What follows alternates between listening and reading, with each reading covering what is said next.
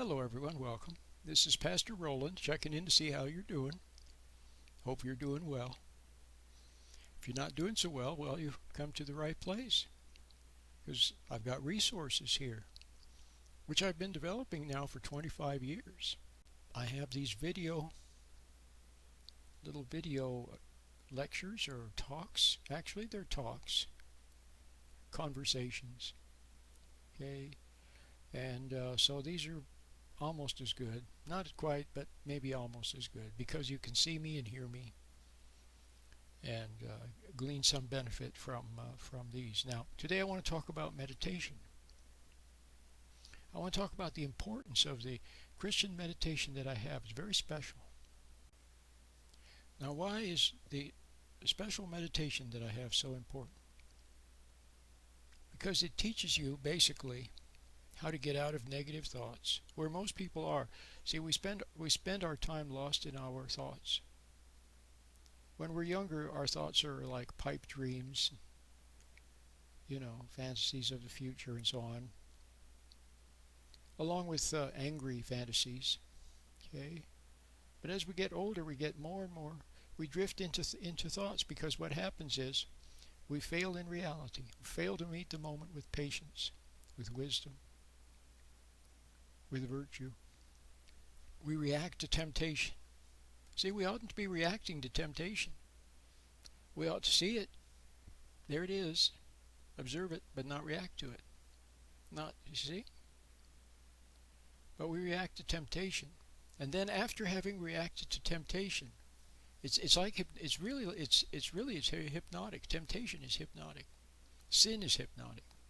Failing is hypnotic. We fall away from awareness into a hypnotic state.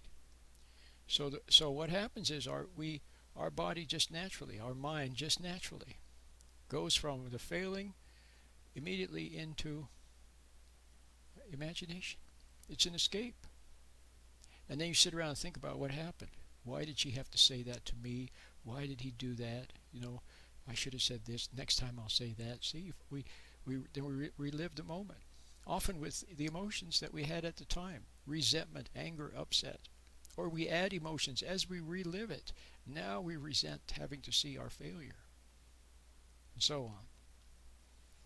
So there we are. So more and more. And then it spreads. See, then eventually everything becomes hypnotic. See? We get pulled in by something. Entangled in something. Okay? And then it becomes a hang-up. See, first you get caught up. First it captures your attention. Then eventually later it becomes some kind of a hang-up.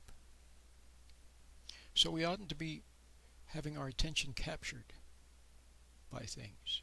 We ought to be able to go through life like a boat through the water, just skimming on the surface, and things don't get in. All that stuff on the outside should just stay on the outside.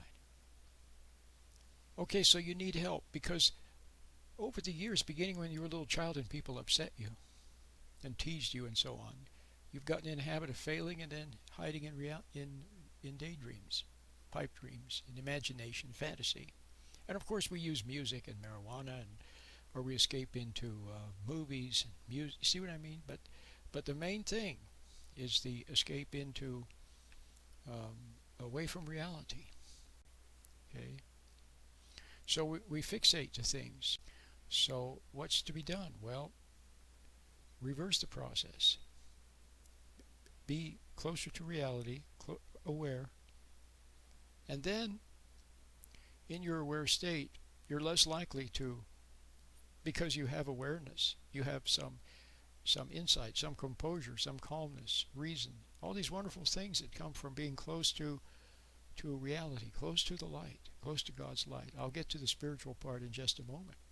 It's a very spiritual meditation, but it's very practical too.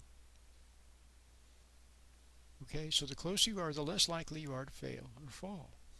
Okay, but you still won't live life perfectly. There'll be little mistakes that you'll make.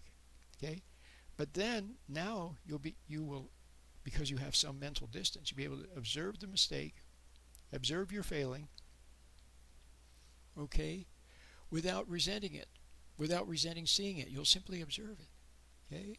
And you won't have to escape into the thoughts. Or if you do find your mind just automatically escaping into thoughts, escape fantasy or whatever, then you'll notice that and you'll snap out. You'll be back in reality again. It'll help you to not fall into those kinds of states.